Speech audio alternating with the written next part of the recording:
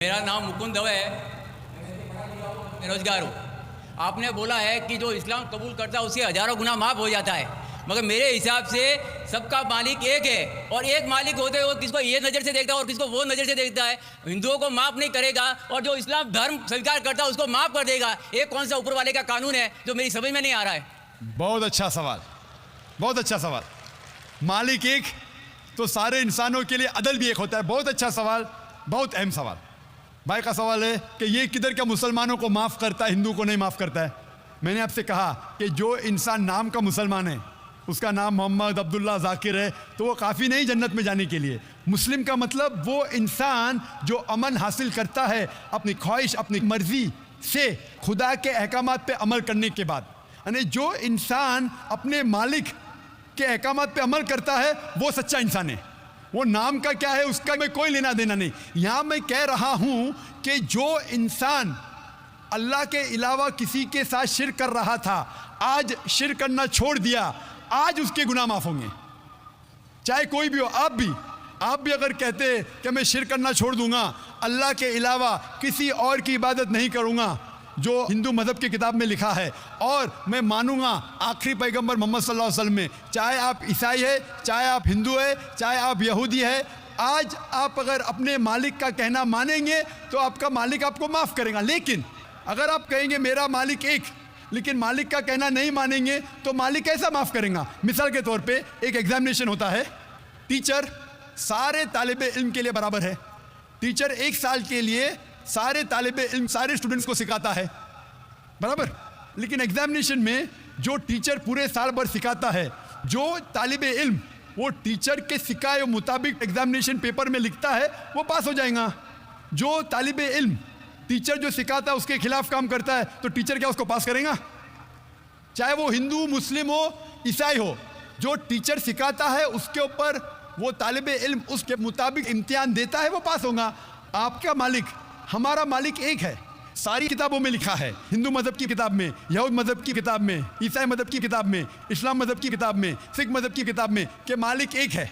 मालिक के अलावा किसी की इबादत नहीं करना चाहिए, खुदा के अलावा किसी की इबादत नहीं करना चाहिए। कल मैंने फरमाया था कि उस खुदा की कोई प्रतिमा नहीं, कोई अक्स नहीं, कोई फोटोग्राफ नहीं, कोई पिक्चर नहीं, कोई बुत नहीं, कोई मूर्ति नहीं। फिर अगर आप मूर्ति देंगे तो आप मालिक का कहना नहीं मान रहे। तो अगर आप मालिक का कहना मानेंगे, आपका नाम कुछ भी हो, मोहन हो, कुछ भी हो, शंकर हो या अब्दुल्ला हो, अगर आप मालिक का कहना मानेंगे तो आप सचमुच उस मालिक के बंदे हैं। अगर आप मालिक का कहना मानेंगे तो आपके गुनाह माफ़ हो जाएंगे। तो ये अरबी में कह रहा हूँ कि मुस्लिम तो लोग को ये लफ्ज़ से नफ़रत है। अगर नफ़रत है तो मैं मुस्लिम लफ्ज़ को निकालता हूँ। मैं ये कहता हूँ जो भी इंसान अपने मालिक का कहना मानता है उसे अरबी में कहते हैं मुस्लिम। लेकिन आपको मुस्लिम शब्द से नफ़रत है, मुस्लिम शब्द को निकाल दो।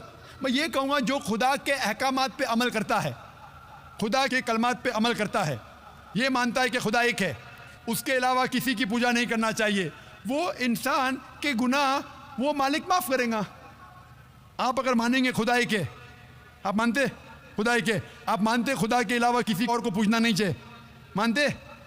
हाँ क्या नहीं मानते? आप मानते बुत परस्ती गलत है, आप मानते कि मूर्ति पूजा गलत है, आप मानते कि आखिरी पैगंबर मोहम्मद सल्लल्लाहु अलैहि वसल्लम है? नहीं मानते। बोलते हैं जैसे शिव शंकर को पैगंबर बोलते हैं, जैसे साईं बाबा को ये सब जो पैगंबर हो गए, ये हर फरिश्ते ऐसे ऐसे आते गए। आपने मेरी 15 तारीख की तकरीर सुनी?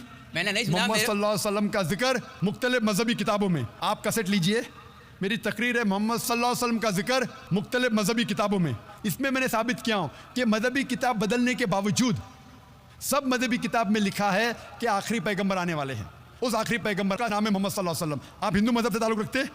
हिंदू मजहब की किताब में लिखा है, भविष्य पुराना पर्व 3 खंड 3 अध्याय 3 श्लोका 5 से 8 में लिखा है भविष्यवाणी मोहम्मद सल्लल्लाहु अलैहि वसल्लम की। आप पढ़ेंगे भविष्य पुराना पर्व 3 खंड 3 अध्याय 3 श्लोका 10 से 27 में मोहम्मद सल्लल्लाहु अलैहि वसल्लम का जिक्र है। आप कुंटब सुक्ता पढ़िए, अथर्वा वेद में लिखा है, किताब number 20 him number 127 shloka number 1 से 14 में लिखा है मोहम्मद सल्लल्लाहु अलैहि वसल्लम के बारे में। आप पढ़िए अथर्वा वेद किताब नंबर 20 अध्याय नंबर 21 श्लोका नंबर 6 और 7 में मोहम्मद सल्लल्लाहु अलैहि वसल्लम का जिक्र है। मोहम्मद सल्लल्लाहु अलैहि वसल्लम का जिक्र है सामवेद में अहमद जैसा, सामवेद उत्तर चिक मंत्रा नंबर 1500 लिखा है। यजुर्वेद में अध्याय नंबर 31 श्लोका नंबर 18 में आप पढ़ेंगे। ऋग्वेद किताब नंबर 8 अध्याय नंबर 6 वर्ष नंबर 10 में आप अगर पढ़ेंगे अथर्ववेद किताब नंबर 8 अध्याय नंबर 5 श्लोका नंबर 16 में मोहम्मद सल्लल्लाहु अलैहि वसल्लम के बारे में अहमद लिखा है। अथर्ववेद किताब नंबर 20 हिम नंबर 126 वर्ष नंबर 14 में कई जगह लिखा है नाराशंसा। नाराशंसा मतलब वो आदमी जो प्रशंसा के लायक है। इसका अरबी में तर्जुमा होता है मोहम्मद। मोहम्मद सल्लल्लाहु अलैहि वसल्लम का नाम से जिक्र है हिंदू मजहब की कई किताब में। ऋग्वेद किताब number 1 hymn number 13 verse number 3, Rigveda किताब number 1 hymn number 18 verse number 9, Rigveda book number 1 hymn number 106 verse number 4, Rigveda book number 1 hymn number 142 verse number 3, Rigveda book number 2 hymn number 3 verse number 2, Rigveda book number 5 hymn number 5 verse number 2, Rigveda book number 7 hymn number 2 verse number 2, Rigveda book number 10 hymn number 64 verse number 3, Rigveda book number 10 hymn number 182 verse number 2, Yajurveda chapter number 20 verse number 55, Yajurveda chapter number 20 verse 37, Yajurveda chapter number 20 verse 57, Yajurveda chapter 21 verse number 31।